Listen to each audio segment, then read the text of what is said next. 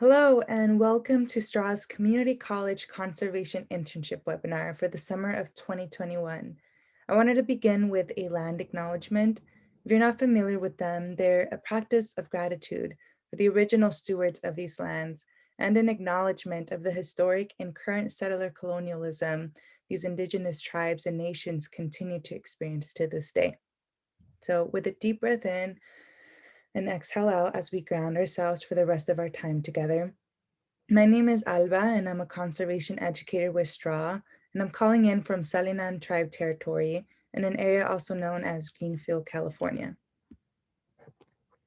To get us started, the image to the right here is of an opening circle, something we do at the beginning of every community restoration and where we're taking time to orient ourselves to our surroundings and restate the purpose of us being here, which is exactly what we're going to do right now. We will begin our time together with a story, the story of Straw, or students and teachers restoring a watershed program. We will then move on to state the need for the Community College Conservation Internship, especially considering the need through a racial, ethnic, and social lens.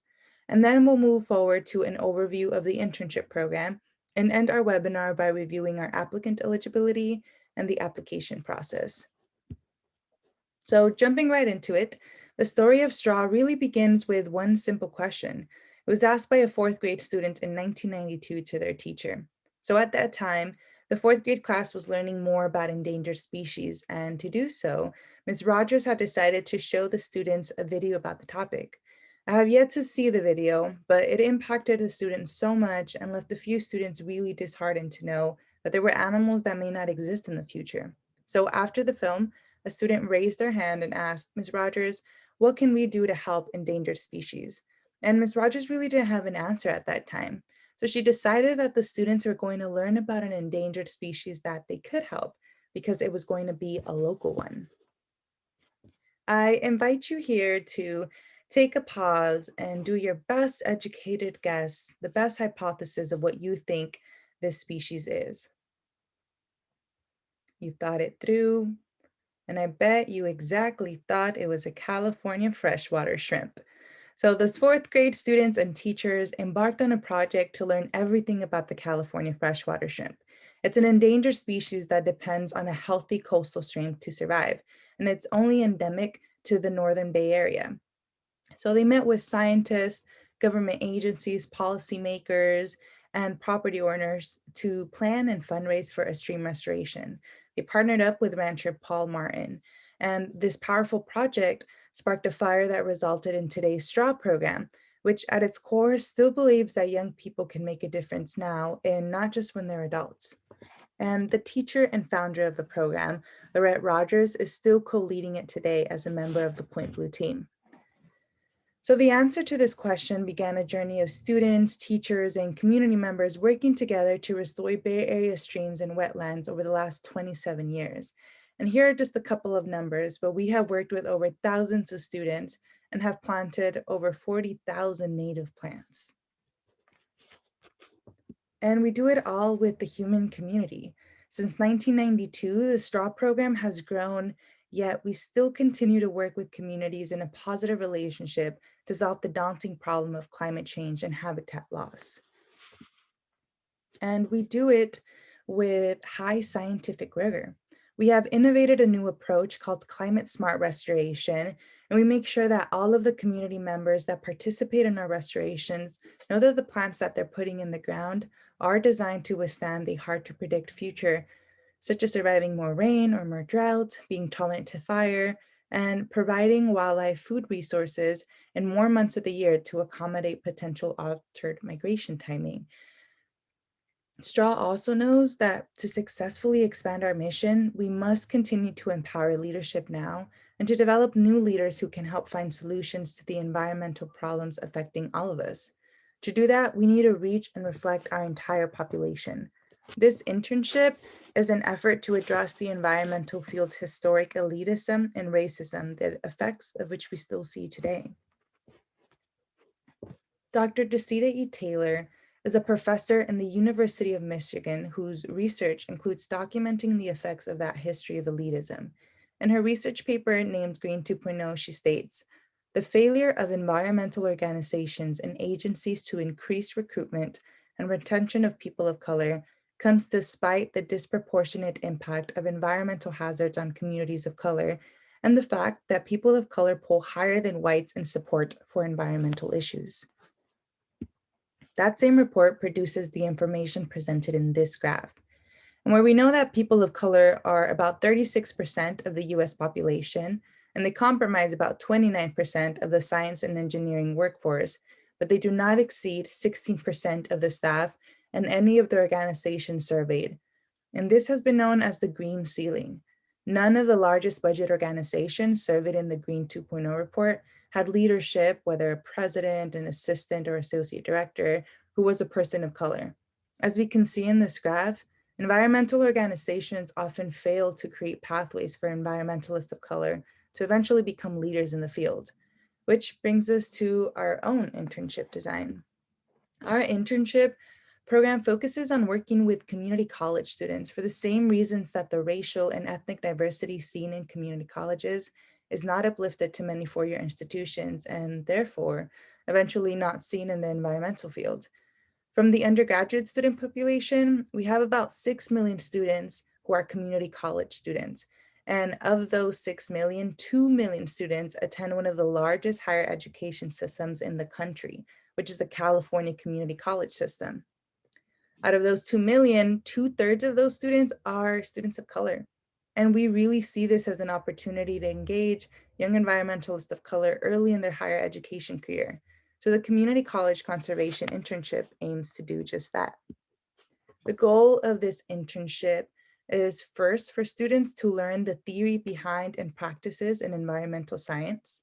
Second, to create a practice of self-awareness and critical thinking to navigate the predominantly white environmental field as a BIPOC or as a Black, Indigenous, and person of color. And lastly, to create a sense of belonging and build a supportive community. What this looks like in practice is that the program is for 11 weeks. It begins the week of June 1st and it ends the week of August 14th. And the location is virtual, it's on the Zooms. And the way that the program is structured is that on Tuesdays, we have a seminar day. On Thursdays, we have a community day. And throughout the program, we have individual mentorship and around 30 to 60 minutes of pre-assignments that we'll speak about just shortly. So for seminar days, those are Tuesdays from 10:30 to 12:30 in the afternoon. And some of the topics we will be discussing will be presented by guest experts, by local scientists, and they will be on ecology, restoration science, and land management practices. And for community days, those are on Thursday from 2:30 to 4:30 in the afternoon. And these will be discussion-based sessions of environmental justice. And we can think of the historical and contemporary status of these different issues, especially in regards to racial equity. And we will be exploring your identities and different passions that you have that we hope will help inform your career pathways. And what a regular session looks like is that we begin with a check-in. We have a saying of trust the process. So we'll do a skeleton version of an agenda. We'll do a land acknowledgement, similar to the one that opened up our webinar. And then a large portion of our session will be on some ecological subject intro or some interpersonal skill development, aka a lot of reflection and discussion of environmental justice issues. And then we'll definitely make sure we have some time to check out. And we have a practice of mind, heart, feet, which is something that you share that may be on your mind, a feeling that is in your heart, or an action that's on your feet. And an example of this is for week 5 of last summer, the topic of that week was indicator species and events. And it was the first part of a 2-part session. And what we really wanted to discuss that week was that human species are also indicator species and that humans are not separate from nature. And we had a couple of discussion materials there. And these could be anything from articles to podcast clips to even a piece of art. And we usually have some type of feedback form. And don't worry, these aren't pop quizzes. These really are a time for you to reflect on what are some of the things that have been resonating and what are some things that you still want to continue to learn so we could integrate those. And some of the internship benefits is that you gain firsthand experience working with scientists implementing environmental efforts in local communities. You also have the ability to earn an internship stipend of up to $600. This is for about a 5-hour weekly time commitment. The math on that is about 2 hours for the seminar day, 2 hours for the community day, and short of an hour for any pre-discussion or survey materials you may do throughout the week. And this turns out to be around $12 an hour. And most exciting is that you get to be a part of a supportive peer cohort of other emerging environmentalists of color that are community college students from all over the Bay Area. The eligibility and application timeline for this is that you must identify as a person of color. You must be currently or will be a community college student, have the ability to work in the United States, and demonstrate a willingness to the values of justice, equity, diversity, and inclusion. You do not need a resume or a letter of recommendation for this. If you don't have any experience within the sciences, restoration, or any of that, that is more than welcomed, and we really encourage you to apply nonetheless. And for the timeline of this is that the application opens April 1st. It is due Sunday, May 3rd at 11:59 p.m. And the interviews will be on a rolling basis from Thursday, May 6th to Friday, May 14th. And you will be notified of your application status by Wednesday, May 19th. And of course, the program begins the first week of June. We also wanted to let you know that there may be the opportunity for you to apply as a field assistant after you have completed your internship.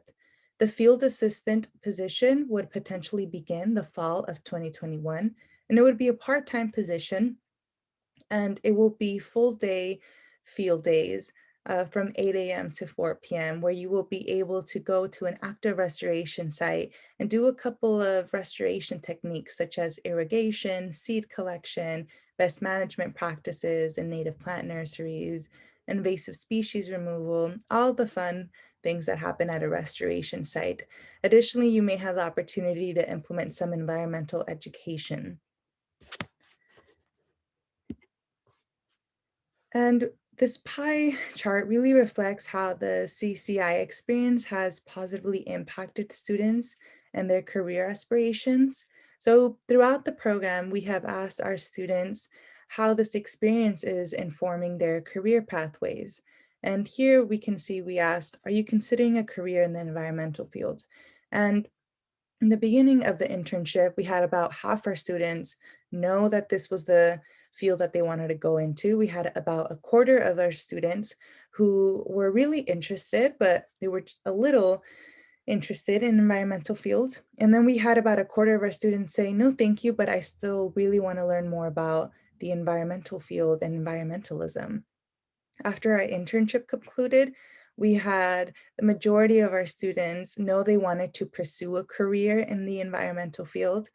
We had a few students who were still thinking about potentially pursuing a career. And then we had one student who really took all these experiences and realized that he didn't want to pursue a career in the environmental field. At the same time, all of our students by the end of our program considered themselves an environmentalist. And the way we define an environmentalist is someone who sees themselves as having agency to inform how their community should be experienced by them and their loved ones. So the intention of our program is for you all to feel yourselves as environmentalists that are informed and feel empowered to make a difference in your communities. We really just want to remind y'all that we welcome any further questions, and we really strongly encourage you to reach out if you have any hesitations applying due to any barriers you perceive having. These are just some examples, but they could be due to scheduling conflicts, being an undocumented student, or technology access. If you perceive having others, please let us know. And with that in mind, we really hope that you join our team. If you want more information, you can contact me at Alba Estrada Lopez at aestrada@pointblue.org. And you can also visit pointblue.org /straw-ccc. We really hope to get to know you a little bit better in your application. And thank you so much for your time.